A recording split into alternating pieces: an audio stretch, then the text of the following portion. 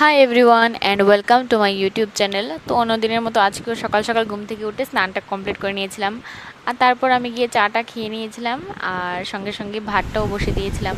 আর যেহেতু এত গরম, কিছুক্ষণ পর পরে আমি টেবিল ফ্যানটার সামনে এসে হাওয়া খাচ্ছিলাম, প্রচণ্ড গরম পড়ছিল। আর কালকে রাত্রেবেলা আমার শরীরটা প্রচণ্ড খারাপ হয়েছিল, পেটও খারাপ হয়েছিল, তো সেটার জন্য আজকে নর্মাল শুধু ডাল আর লাউয়ের সবজি দিয়ে ভাতটা খেয়ে নিয়েছিলাম। তো বিকেলবেলা আমি আর বেশ তেমন কিছু একটা খাইনি, তো সেটার জন্য চানাটা বসেছিলাম। আর সাথে যেহেতু গরম পড়ছে, মানে আমি এই ঘর থেকে ওই ঘরে ঘুরছিলাম আর ওর জন্য ওয়েট করছিলাম কখন আসবে, তো একসাথে খাবো বসে। আর এই মাছগুলো দেখো, এগুলো মানে প্রচুর অনেকটা বড় হয়ে গেছে, আগে তো অনেকটা ছোট ছিল, এখন অনেকটা দেখতে বড় লাগছে।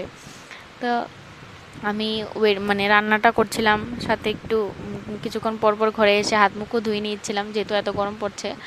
তো আমি ভাবছিলাম যে অয়েলের মধ্যে আমি পাঁপড়টা বসাবো না, এটাকে আমি ওভেনের মধ্যে করব, কিন্তু করতে গিয়ে একটা ঘটনা হয়ে গিয়েছিল। আমি তো প্রথমে বসে দিয়েছিলাম এটাকে, মানে বুঝতে পারছি না, অন্য সময় তো ও গাইড করে আমাকে, বলে কিভাবে করব না কিভাবে না করব।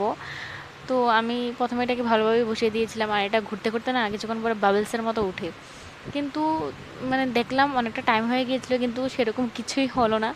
তো আমি বুঝতে পারিনি যে এটা কী হচ্ছিল কি, মানে কিছুই বুঝতে পারছিলাম না। টাইমটাও তো অলমোস্ট কমপ্লিট হয়ে গিয়েছিলো, মানে এই টাইমে হয়েই যায়।